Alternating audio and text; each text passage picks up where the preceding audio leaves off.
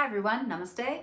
I'm Jill Loftus of Newt Astrology, and today I'd like to talk to you about why you need to know your rising sign. So when we give, as astrologers, a general forecast and we say, oh, well, if you're a Libra, Neptune is currently transiting your sixth house. The only way that that is accurate is if you are looking at the Libra rising forecast. For example, I'm a Taurus sun. My sun is in the eighth house, okay? But if somebody's doing a general Taurus horoscope, they assume that the sun is in the first house. And for most of us, that only counts for what? 1/12 of the people, right? So when you look at the wheel, the astrological wheel, and I'm gonna hold up my computer here. When you look at the astrological wheel, you'll see this little line over here. And this, if you see on the inside there, the numbers 1, 2, 3, 4, 5, 6, 7, 8, 9, 10, 11, 12, okay? And so you want to know your rising sign because that's the forecast you should really look at. Now, I can see why you would want to maybe sometimes listen to the sun sign forecast. So for example, again, I'll use me as a Tauran. Somebody's talking about what's going on for Taurus and they're talking about the fact that Uranus is in Taurus. That's super relevant information, right? Because it's gonna hit my sun at some point, right? But really, if you're looking at a general forecast, you need to know your ascendant, and that's the sign, the rising sign. And that's just, it's based on the time of your birth.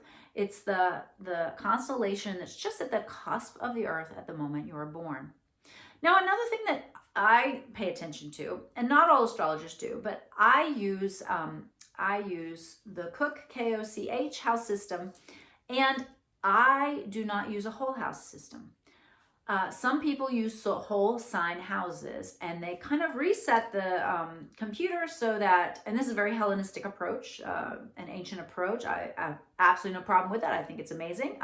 Those astrologers do amazing work. It's just not, I'm more like, if I knew the precise degree, why wouldn't I want to know the precise degree? But, particularly if you're giving large, broad forecasts for people on YouTube, on the internet, in magazines and things like that, it makes sense to use the whole sign houses. But if you know your particular birth date and time and you use one of those more precise versions, another thing that sometimes occurs is what is called an intercepted chart.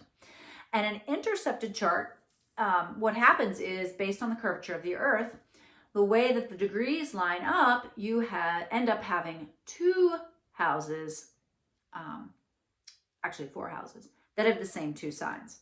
So let's say, again, we'll use the Libra rising. Let's say you have the Scorpio part intercepted. So you would be a Libra, and then Scorpio would be kind of in the middle of the first house, and then Sagittarius would be your second and third house.